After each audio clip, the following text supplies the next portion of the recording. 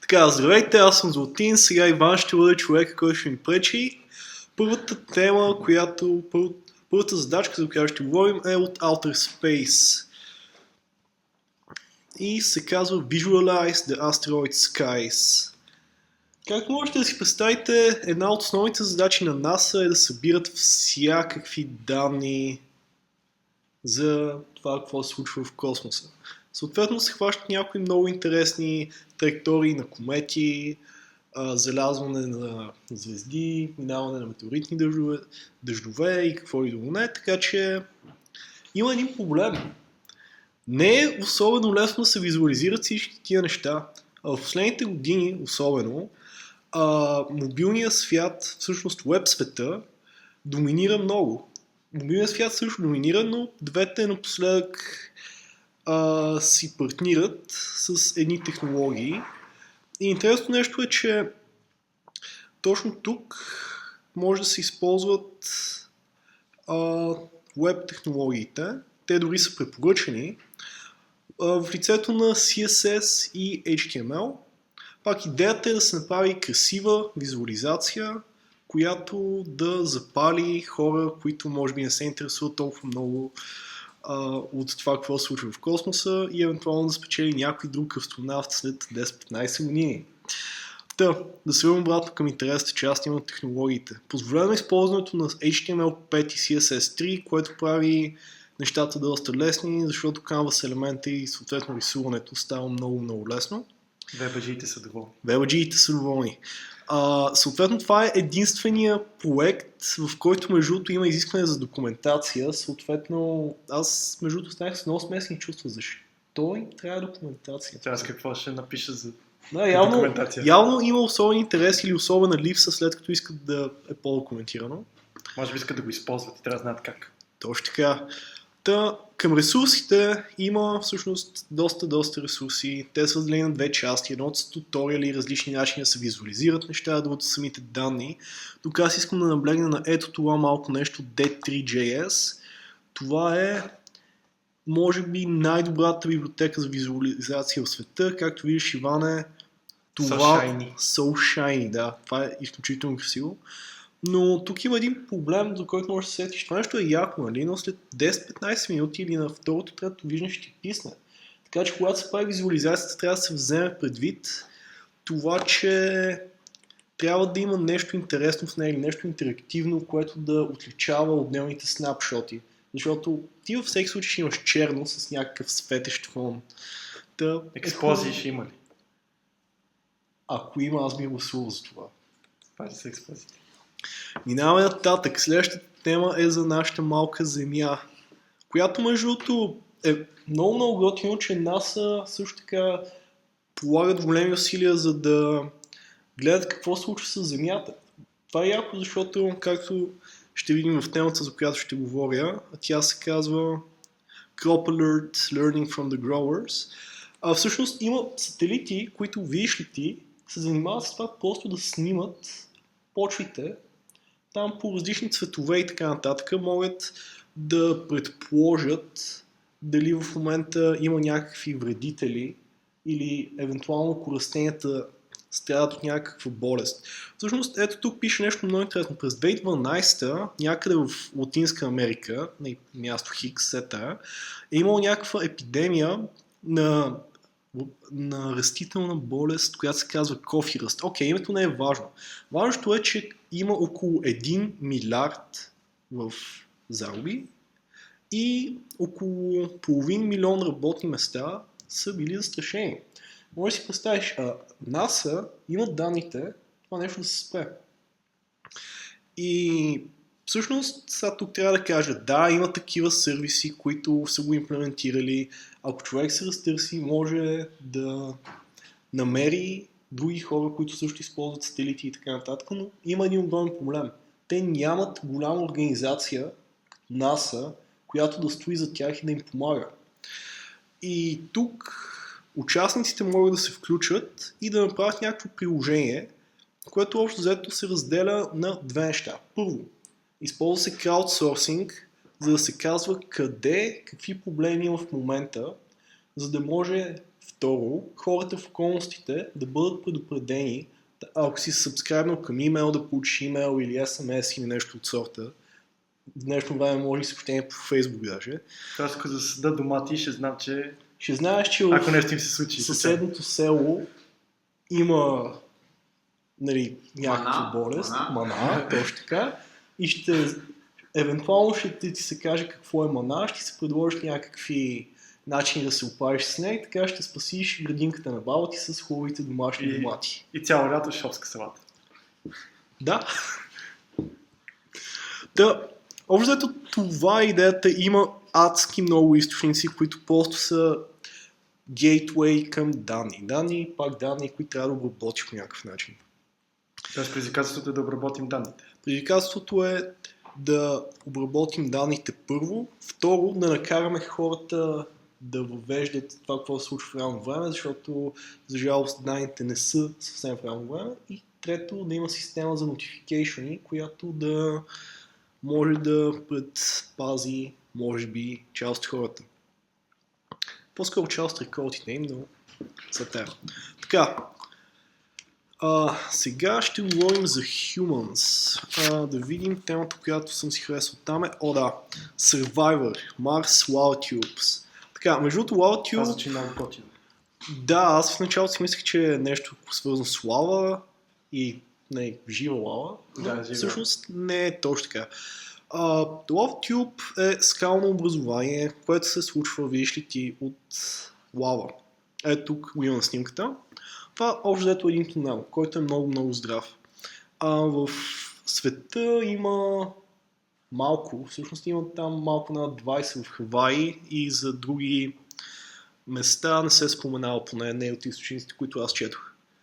В Марс, от друга страна, това са едни много често срещани образования и целта на тази задача е да се натрупа повече информация за потенциални приложения или да се направи игра. В смисъл, буквално това е. Можеш или да се опиташ да ги разпознаеш, или да направиш игра. И тук насърчават нещо от сорта на Farmville. Не знам дали NASA и Zynga имат вземане или даване, но ако някой някога иска да направи нещо, което да е като Farmville, само че да е на Марс, може да се опита и да се включи. Ако излезе Farmville in Space, ще знаем, че ние сме го... Да, ще знаем, че сигурно сте тръгнал точно от това тук. Има няколко насоки, за да стане играта по-интересна, се съветва да има лимитирани ресурси, да има лимитирано място, където да може да се създава малкото градче и разбира се, трябва да има някаква крайна цел. Тук се казва, че може да се оцелее определено време или да се създаде общност, която да може сама да се грижи за себе си. Общо взето, това е една доста приятна задача, защото не се казва абсолютно нищо за това как трябва да изглежда самата игра. Може да е на Flash, може да е в Facebook игра, може да е на HTML5, може да е на C, може дори да е без абсолютно никакъв графически интерфейс. Трябва да е open source. Да, разбира се, че трябва да е... Да, факт. Да. Тук има едно нещо, че технологиите трябва да са open source, така че някои неща веднага отпадат. Но повечето останаха. Така, да минем нататък. Последното нещо, за което остана, е от темата за роботчетата. Аз харесах най-първата тема. Детската ни мечта. Детската ни мечта. Общо взето, проблема, който трябва да се реши, всъщност въобще не е проблем. Просто казват хора, направете нещо яко свързано с роботи, искаме нещо яко свързано с роботи, имате свобода. И дори може да се направи състезание, където роботи да се млатят. В смисъл, колко е яко това. Много. Винаги съм искал да направя робот с огнехвърлячка. Да, абсолютно. Аз също. Бих гласувал за това също, между другото. Пак разбира се, като повечето предизвикателства, които разгледахме, това също е разделено на няколко части. Както Иван спомена малко по-рано, тези роботчета, които се казват Spheres, но не са сфери и общо взето, освен че могат да летят и имат сензори, не правят кой знае какво друго. И освен това могат да летят само от някаква гравитация. Но както и да е, идеята е, че има състезания за тях, където общо взето трябва да минават през различни препятствия. И идеята е, че може играчите да направят някакво подобно състезание, както казах по-рано. Не е изключено ролите да се бият между другото, така че ако някой има тази идея, никак не е... Задължително. Да, Ще се включим. Абсолютно, аз бих се включил. Другия вариант е да се направи мобилно приложение. Мобилното приложение ще трябва да бъде нещо свързано с Spheres.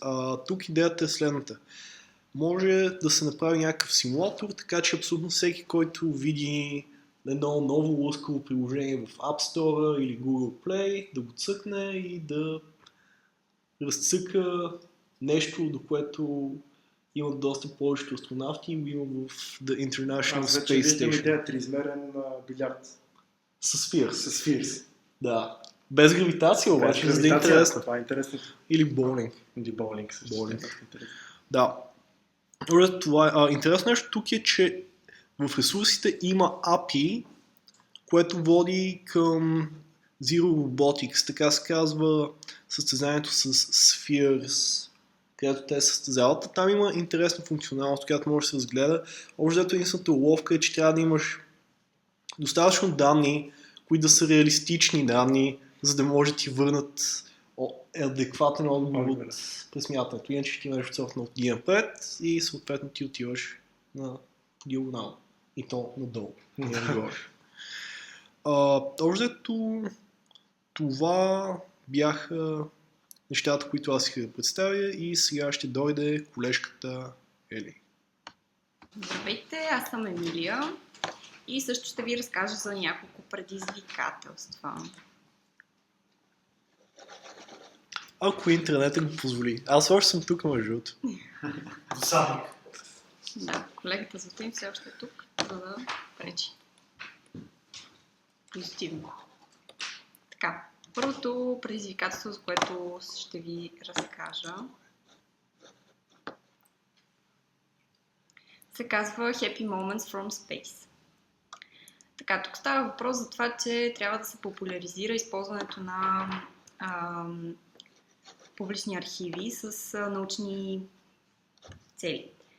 Тоест, научните архиви, които са публично достъпни, са много в днешно време и само, че хората не ги използват особено много, понеже не знаят за тях, и дори когато попаднат на тях, интерфейс им се струва сложен и затова се отказват обикновено. И идеята на това предизвикателство е да се разработи приложение, което прави поздравителни картички от налични изображения от архивите на НАСА и други научни бази данни. Като, например, може да се използват снимки на Слънцето на различни галактики, планети, за да се правят поздравителни картички.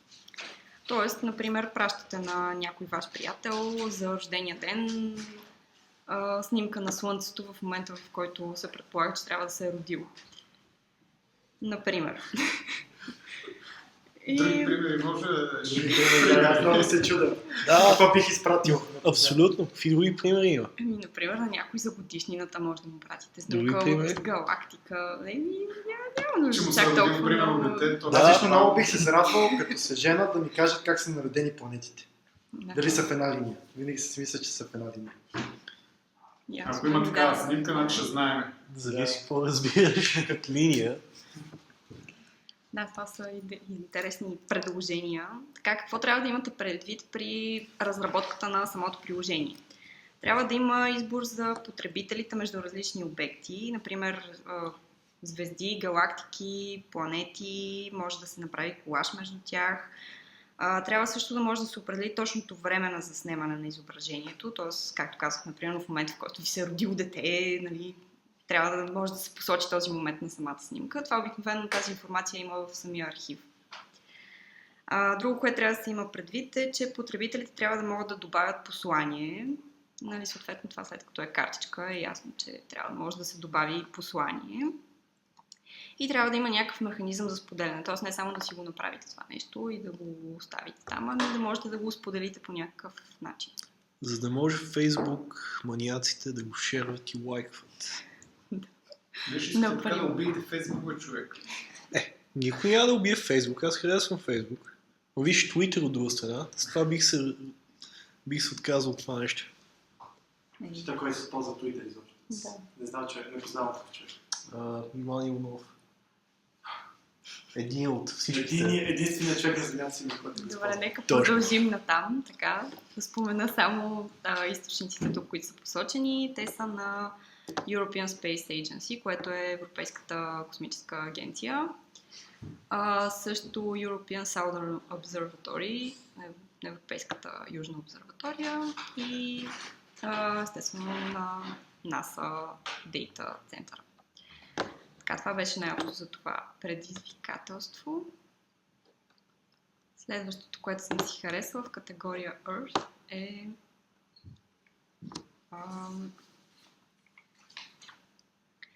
Volcanoes, Icebergs and Cats from Space. И интернет полудя. Нас харесват котки. Космически котки. Така. Тук за какво става въпрос? Целта на предизвикателство е да се създаде интерфейс или приложение, което прави обществено достъпно откриването на интересни природни явления, наблюдавани от сателитите на НАСА. Тоест, тези сателити на НАСА всеки ден наблюдават множество интересни природни явления, но много от тях остават незабелязани, понеже няма много кой да ги следи. И идеята тук на това предизвикателство е да се използва краудсорсинг, като така се дава възможност на хората точно да ги намират тези интересни явления и да ги, например, тагват, споделят някъде и така. Ако някой иска да се рови в петабайти с информация и снимки, за да намери нещо интересно, това е задачите за него. Примерно облаци с формата на котка. Да, това е едно интересно явление, което може да се наблюдава. Така, тук какви са възможните решения на предизвикателството? Може да се направи прототип на приложение, което насърчава потребителите често да браузват изображенията от сателитите на НАСА и да намират и тагват интересни събития, това, което вече споменахме.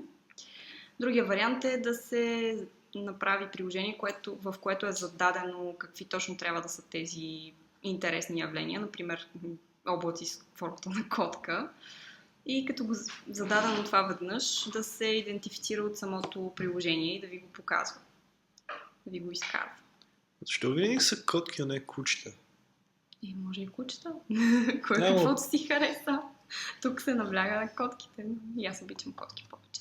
И затова. Така, тук отново можете да се видите източниците. Те са предимно на NASA. Има и едно API посочено на NASA за изображение от сателити. Да, между другото, нас харесват ужасно много REST, така че ако някой иска да им използва апитата, е добре да се запознае с това как се използват REST апита, защото буквално всичко има REST. Отново събитите са на почет тези предизвикателства. В което няма нищо лошо да е, но все пак. Така, толкова за това предизвикателство. Следващото е в категория Humans. Любимото на моите колеги. Така то се казва Fit as a Move.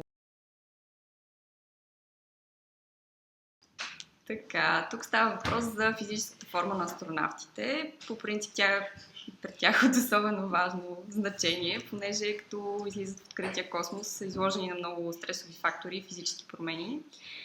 И трябва да поддържат много добро ниво на мускулна маса, костна плътност, добра, здрава сърдечна съдова система. И за всичко това им трябват минимум 2 часа тренировки на ден, и то с много специфични тренировки. И тук предизвикателството се състои в това да се разработи приложение, което по някакъв начин обвързва здравето на един астронавт и нуждата от физическа подготовка с възможностите за поддържане на форма тук на Земята и за тренировки. И като най-общо целта е да се намали времето, което е нужно за събиране и обработка на данните, т.е. за времето, което е нужно да се подготви един такъв режим за астронавта, на базата на вече съществуващи данни. Тук може да се включи господин Лазар Ангелов, който за жалост не е с нас. Така, тук трябва при разработката на самото приложение трябва да се има предвид промяната в телесната маса, нивото на хидратация, гъстотата на кръвта, телесната температура и нивото на pH. Примерна разработка може да бъде, например, да се отнася за нивото на хидратация в организма. Тоест, например, следи се нивото на хидратация на съответния астронавт, понеже той като излезе в открития космос, заради налягането се намаля драстично нивото на течности в организма.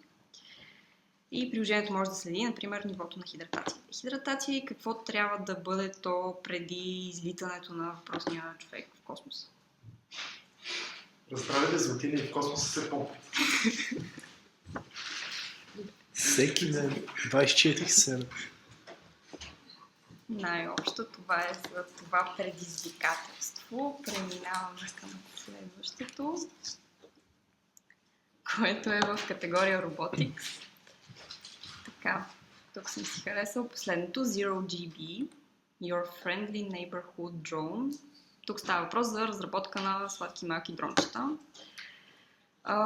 Трябва да се направи дизайн и софтуерен симулатор на дрон. Като този дрон, характерното за него е, че трябва да има автономна навигация, т.е. не трябва да има нужда от пилот, който да го управлява. И този въпросен дрон трябва да може да се използва навсякъде и да може да движи около 2 кг тегло. Т.е. предмети с тегло около 2 кг. Характерното е, че при дизайна трябва да се има предвид дали този дрон ще работи в земна обстановка или в обстановка с нулева гравитация и безтегловност, защото има характерна разлика в дизайна. Може да работи под вода. Предполагам, че може, след като пише, че трябва да може да се използва навсякъде. Значи... Под земята може ли да ходи? Както И това може под земята. Да. И това е защо дефинициите трябва да са точни. Пише, че трябва да се използва където и да е. И да движи 2 кг. Като тук също са ми посочени доста източници. Можете да използвате пак този проект на НАСА за сферите. И също така има един симулатор, който се казва Gazebo. Там може също да ви дойдат идеите за разработката на самия симулатор. И това е по това предизвикателство и като цяло от мен. Това бяха избраните от нас предизвикателства. Не забравяйте, че ние покрихме много по-малко от половината. Сигурно сме изпуснали такива, които биха ви харесали повече, така че можете съвсем спокойно да ги разгледате в секциите от сайта, които показахме. Благодарим ви много за вниманието до момента. Ако имате някакви въпроси или си търсите отбор, можете да ни намерите на нашия вебсайт hackerschool-bg.com. Отново ви благодаря. Сега предавам щафетата към нашите приятели от Able и Brain Workshop.